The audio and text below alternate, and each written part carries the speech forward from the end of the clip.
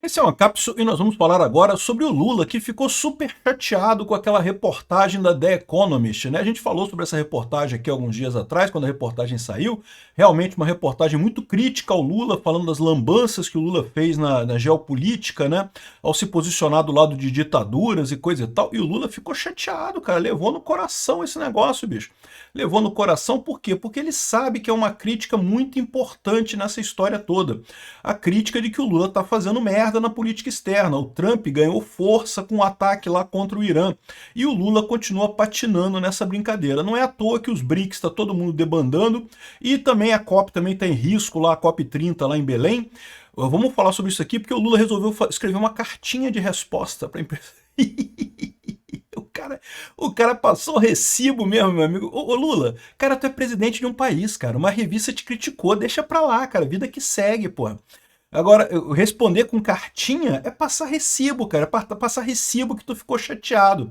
Essa notícia foi sugerida por Quanto Maior o Amor, Mais Caro o Seu Custo, Peter Não Dá Notícia, Peter Dá Aula e várias outras pessoas. Obrigado aí ao pessoal que sugeriu notícias lá no nosso site, no visãolibertaria.com. E obrigado a você que está assistindo o nosso vídeo. Se você gosta do nosso conteúdo, por favor, deixe o seu like, se inscreva aqui no canal, né? Pois bem, a gente já falou sobre essa cartinha lá da The Economist. Fiz um vídeo aqui quando ela saiu, espinafrando o Lula completamente, falando que o Lula é totalmente incoerente na política externa dele, coisa e tal, principalmente por questão de ter ido viajar para encontrar com o Putin e com o Xi Jinping, né? E ainda cometeram um erro de achar que a viagem do Lula, né, ainda deram essa vantagem pro Lula. Eu achei que a The Economist errou também, mas errou porque achou que o Lula foi para a Rússia para tentar fazer mediação de acordo de paz do Putin com Zelensky. Não, o Lula foi para visitar o Putin porque queria dicas de como censurar as pessoas. O Lula queria contratar os robôs russos lá que fazem propaganda pró-Rússia aqui para ele aqui no Brasil, né? O Lula não tem nenhuma pretensão de porra nenhuma, ele é um ladrão mesmo, é um ditador mesmo que quer dar um jeito de roubar as eleições aqui no Brasil, né? Mas aí o Lula ficou chateado, né? Teve essa cartinha que realmente criticava muito a política externa do Lula, e aí responderam a cartinha aqui, ó, tá aqui, ó. Itamaraty rebate The Economist, diz que a moral de Lula é indiscutível. Eu concordo nisso daqui, a moral do Lula é indiscutível, é a moral totalmente rebaixada, uma moral totalmente hipócrita. O Lula, é verdade, é consistente no erro. O Lula não gosta de nenhuma democracia, o Lula só gosta de ditadura. E é o que eu falo para vocês, né? O pessoal que escreveu aquela cartinha da democracia estão me devendo um pedido de desculpas. Eu quero um pedido de desculpas por escrito de cada idiota que assinou aquela porcaria da cartinha da democracia para ajudar o Lula, sendo que o Lula ama ditaduras, o Lula é um ditador em potencial. O Lula, o sonho dourado do Lula é fazer no Brasil o que o Fidel Castro fez lá em Cuba, né? Pois bem, eu concordo que o Lula é coerente nessa história, mas vamos ler a cartinha aqui, porque, cara, a cartinha, tem a íntegra dela aqui, né? Tá aqui, ó. Veja a íntegra da carta. Com relação ao recente artigo publicado na sua página da internet em 29 de julho, gostaria de fazer as seguintes considerações. Poucos líderes mundiais, como o presidente Lula, podem dizer que sustentam com a mesma coerência os 4 pilares essenciais à humanidade: democracia. Aqui, ó. Como presidente do G20, Lula construiu um difícil consenso entre membros no ano passado para lançar a Aliança Global contra a Fome e Pobreza, que resultou em quê mesmo? Não resultou em nada. O que o Lula fez no G20 foi uma cartinha que não tem efeito nenhum, pô. Fazer cartinha, meu amigo, cartinha todo mundo faz cartinha, pô. Também apresentou uma ousada proposta de taxação de bilionários que está incomodando muitos oligarcas. Aí aqui já está fazendo a propaganda do Lula, o nós contra eles, o rico contra pobre, coisa e tal, né? Um monte de propaganda aqui a favor do Lula, vem aqui, ó. Não fazemos tratamento à la carte do direito internacional, nem interpretações elásticas do direito de autodefesa.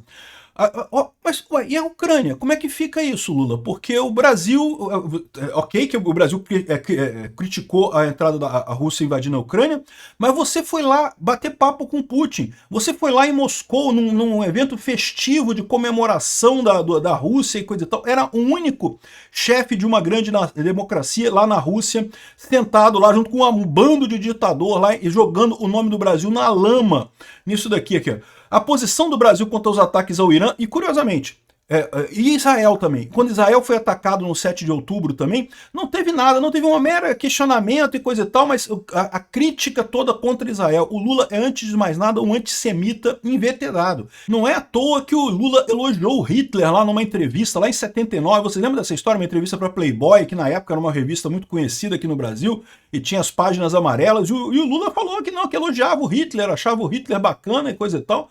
Exatamente, né? É isso mesmo, né? Aqui, ó, a posição do Brasil quanto aos ataques ao Irã, e sobretudo as instalações nucleares, é coerente com esses princípios. Não, não é, porque a questão é que você não fez com a mesma coisa contra quando o Hamas atacou Israel e nem quando a Rússia atacou a Ucrânia. Ferem, em particular, as normas da Agência Internacional de Energia Atômica, que já tinha falado antes do ataque, Lula, que o Irã estava de fato enriquecendo urânio para armas atômicas, né? Na gestão do presidente Lula, o Brasil condenou a invasão da Ucrânia pela Rússia. Pois é, aí que tá, condenou na palavra, mas na hora de ir lá, não foi uma vez falar com o Zelensky e vai lá com o Putin, lambe o saco do Putin o tempo todo lá em Moscou, foi na comemoração lá com um monte de ditador, tava o Lula sentado lá, um absurdo isso daqui. Evidentemente que não, o Lula totalmente, ele nem fala de Israel, o ataque do Hamas contra Israel nem é mencionado aqui. Né? E quando fala da Ucrânia aqui também tem que lavar a boca para falar da Ucrânia o Lula, porque esse idiota ficou o tempo todo tietando o Putin lá, né? Enfim, aí depois fala de negacionistas climáticos e não sei o que lá. Ou seja, o Lula fez uma carta aqui, isso aqui chama passar recibo, tá? E a esquerda brasileira ficou chateada com isso, porque vocês sabem que a esquerda brasileira depende muito de dinheiro que vem das ONGs exteriores, né? Então, muitas das ONGs aqui no Brasil de esquerda que apoiam o Lula dependem de dinheiro que vem da Europa. Essa manchete lá na The Economist pode ter prejudicado muito o PT. Olha o desespero aqui da Daniela Lima falando sobre essa matéria da The Economist. Olha o que diz a revista de negócios mais influente do mundo. Estou falando da The Economist. Presidente do Brasil perde influência no exterior e é impopular em casa. Luiz Inácio Lula da Silva colocou o Brasil no mapa, mas não se adaptou a um mundo transformado. A ilustração é muito interessante, porque traz o presidente segurando um balão. Ela tá quase chorando, cara. É impressionante, machucou muito esse pessoal, né? Por quê? Porque eles estão tentando esse tempo todo convencer o mundo que o Lula é um cara bacana, que o Lula consegue muita coisa, não sei o que lá, e não tem essa, né? E o que me surpreende nessa história é como é que a imprensa estrangeira também ajudou o Lula pra caramba. E agora eles sabem que não vão ter mais essa ajuda, que o pessoal lá fora tá meio que dizendo, ó, Lula meio que foi pro saco. Não tem salvação, não. Demoraram muito tempo. É o pessoal da Faria Lima. Tivesse ouvido o canal Ancap, isso aqui, tivesse ouvido a gente falar, saberia que não tinha nenhuma chance do Lula dar certo aqui no Brasil, né? Muito engraçado isso. Vamos ouvir mais um pouco ela aqui. Balãozinho ali e alguém já pronto para estourar essa bolha.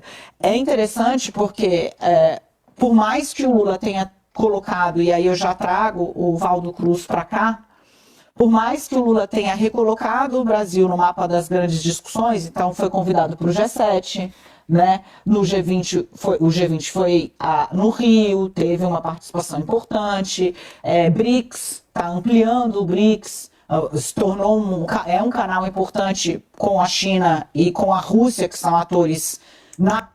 Caraca, BRICS, cara. Ser convidado pro G7. O Bolsonaro foi convidado pro G7 também. Ser convidado pro G7 não é grandes coisas no final das contas. O G20 aqui no Rio de Janeiro não teve nada. E o G20 no Rio de Janeiro foi combinado na época do Bolsonaro, né? Foi o Bolsonaro que trouxe o G20 aqui pro Rio de Janeiro. É que aconteceu na época do Lula, mas já tinha sido acertado antes. Ou seja, esse papo de que o Lula botou o Brasil no mundo, isso é lorota de jornalista brasileiro, né? O BRICS é uma bosta, o BRICS, né? A geopolítica em todos os aspectos também, seja no belicismo que está tomando conta do mundo de novo, seja no aspecto econômico, são atores imprescindíveis. Mas, assim, as ideias que ele tentou empregar, por exemplo, com relação ao conflito na Ucrânia, elas foram mal recebidas, né? Que ideias, Daniela Lima, que ideia que o Lula tentou emplacar no conflito da Ucrânia. O Lula queria que a Ucrânia cedesse tudo, que o Putin tomasse conta da Ucrânia.